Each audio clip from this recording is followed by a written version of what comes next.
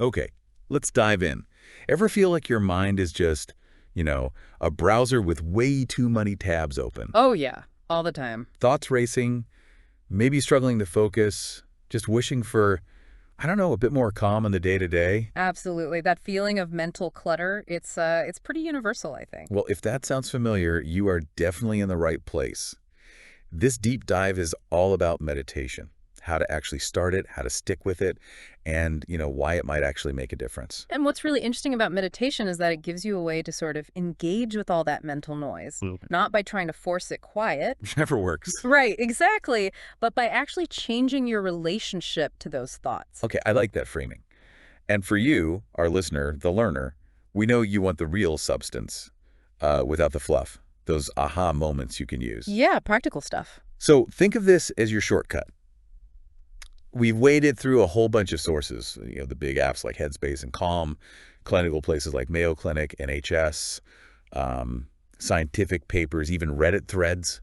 It's quite a mix, from like the lab research to just everyday people sharing what works or doesn't work for them. Yeah, a really wide perspective. And our mission today is pretty simple. Boil it all down. Find the most important bits, the actionable advice, so you can feel confident starting or, maybe improving your meditation practice. Keeping it clear, keeping it engaging, no jargon overload. Definitely. So let's get right into it. What is the fundamental idea? What is meditation, really? Okay, so at its absolute core, meditation is about intentionally focusing your awareness right here, right now, in the present moment. Intentionally. Okay. And this is key, doing it without judgment. That's the bedrock. We usually use something called an anchor to help with that focus. An anchor, like for a boat. Sort of. It anchors your attention. It could be your breath, just the physical feeling of breathing in and out, or sensations in your body, maybe sounds around you. Some people use a word or a phrase, a mantra that they repeat silently. Okay, so it's not about achieving some mystical state of total blankness, because honestly, that sounds impossible. Exactly. That's a huge misconception. The goal isn't to stop thoughts. Your brain's going to think that's its job. Oh, good. The real skill you're building is noticing when your attention drifts off that anchor. And it will drift a lot. Yeah, probably planning dinner or something. Totally normal. Right. And when you notice it's drifted, you just gently guide it back. That's the exercise. Recognizing the drift, bringing it back over and over. Gently. I like that word. Takes the pressure off. So it's more like mental push-ups for your tension muscle. That's a great way to think about it. Yeah, building that muscle of awareness and gentle redirection. Got it. Now, something that came up again and again in the sources was consistency. Why is doing it regularly so vital? Consistency really is paramount. It's like physical exercise, right? You get the best results from regular workouts, not just one big session every month. Makes sense. Regular meditation literally trains your brain. It strengthens those neural pathways linked to focus and emotional regulation. Headspace put it nicely, something like, to really get the benefits, you need to commit to meditating regularly day after day with gentle discipline. Gentle and considered discipline. I like that phrase. It's not harsh, but it's intentional. Exactly. And having a routine helps enormously with that. Same time, same place if possible. It makes it automatic, less of a should I decision. Removes the willpower element a bit. Right. And fundamentally, as Headspace also said, making time for it is prioritizing your mental health. It's that important. Okay, so treat it like a crucial health habit. But what about when you actually sit down, you try to focus on your breath, and your mind is just chaos, like a million thoughts bouncing around? Is that failure? Absolutely not. A busy mind, a wandering mind that is completely 100% normal. Expected, even. Really? Okay, that's reassuring. Yeah, especially when you're starting out. Sources like Mindful, Headspace, they all emphasize this. The crucial thing isn't to fight the thoughts or get annoyed by them. So if you're not fighting them, what do? Just let them run wild. You observe them. Yeah. But without judgment. Headspace has this nice analogy like, think of thoughts as clouds floating by in the sky of your mind. Okay. You just notice them. Oh, there's a planning thought. There's a worry thought. You don't have to grab onto them or push them away. Just see them drift. And when you realize you're caught up in a cloud. Which will happen. Oh, it will. You just gently redirect your focus back to your anchor, usually the breath.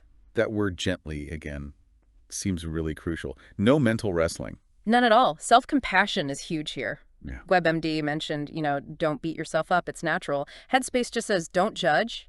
Acknowledge the thought, notice the attention shifted, softly guide it back. That perspective shift is massive. Less pressure, more kindness. Okay, let's get practical. How do we actually build this into a daily thing? What are the strategies? Okay, strategy number 1, and basically everyone agrees on this. Start small. Like really small. How small are we talking? Zen Habits literally says, start with just 2 minutes. The Times of India also suggests just a few minutes, then maybe slowly increase it later if you want. 2 minutes. Okay, even I can find 2 minutes. That feels doable. Takes away the intimidation factor. Exactly. It lowers the barrier right down. Then try for that consistency we talked about. Pick a regular time. Does it have to be morning? People always say morning. Morning can be great, yeah. Sets a nice tone for the day, like Headspace suggests. But Mindful points out the best time is the time you'll actually do it, whenever that is. Find a slot where you're less likely to be disturbed. Right. Trying to meditate while the kids are demanding breakfast is probably not ideal. Probably not. And finding a dedicated space can help too. It doesn't have to be fancy, just somewhere quiet-ish, comfortable. Mindful suggests making it a space that kind of reminds you, oh, this is my meditation spot. Creates an association. Like a little mental trigger. Okay.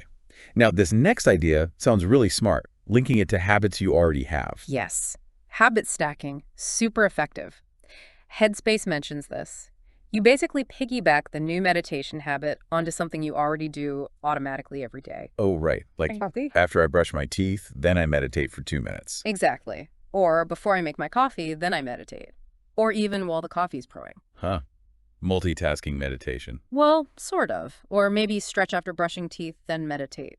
You use the momentum of the existing habit. That's clever. It bypasses the need for constant reminders. It just becomes part of the sequence. Precisely. But, life happens. So flexibility is also important.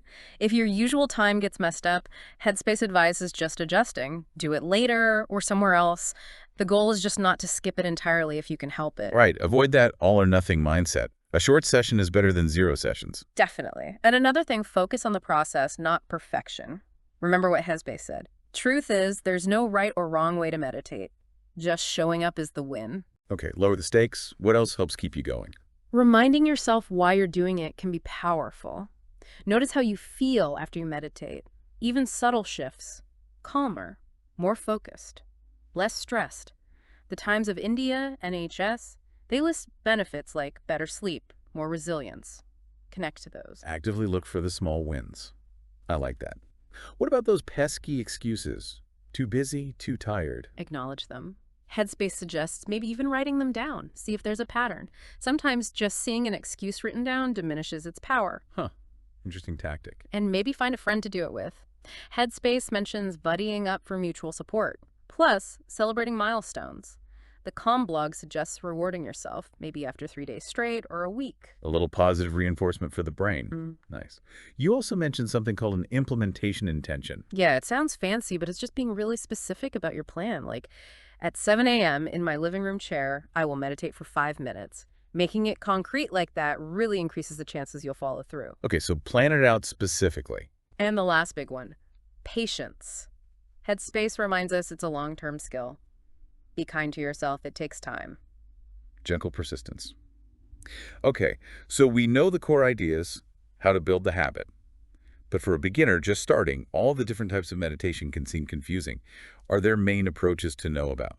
Yeah, there are definitely different flavors, and it's good to know you have options. Mindfulness meditation is the one we've talked about most, that non-judgmental awareness of whatever's happening right now. Yeah. Breath, body, sounds. Right, the observing approach. Then there's specific breath focus meditation, just really zeroing in on the inhale, the exhale. Simple, always available. Your breath is always there. Exactly. Body scan meditation is another popular one. You slowly move your attention through your body, noticing sensations in your feet, legs, torso, and so on. Kind of like a mental check-in. Yeah, a very systematic one. Mantra meditation uses a repeated word or sound. Walking meditation focuses on the physical sensation of walking. Guided meditation is great for beginners using an app or recording to lead you. Lots of people start there. They do, and there are others like counting breaths, using visualization. Really, the idea is to experiment a bit, see what clicks for you. So don't feel locked into one method. Find your fit. Absolutely. What resonates with one person might not work for another. Exploration is good. Okay, good to know there are options. Now let's talk pitfalls.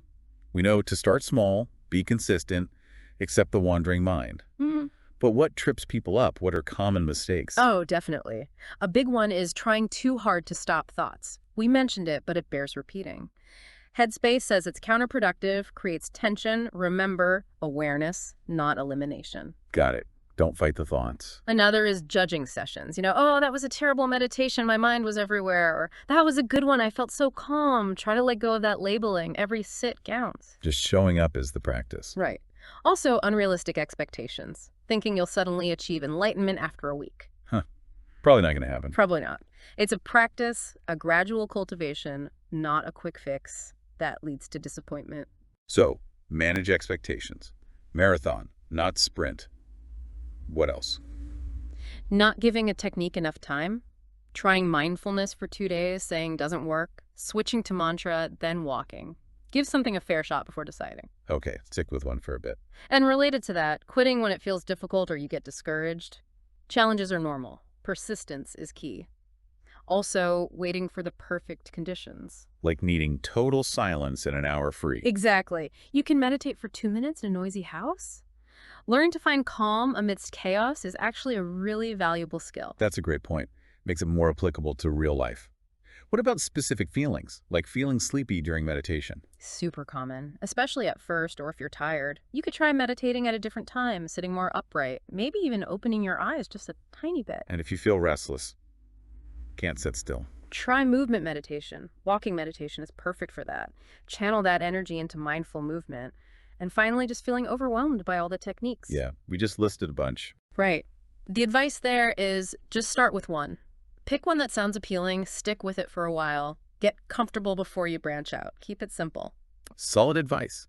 Okay, so as we wrap up this deep dive, what are the absolute key takeaways, the main things you want our listener to remember? Okay, number 1, consistency trumps duration, especially at first. A few minutes every day is powerful. Start small. Yes. Number 2, start small, make it feel easy to begin. Number 3, the wandering mind is normal. Gently redirecting focus is the practice. No judgment. Be kind to yourself. Crucial.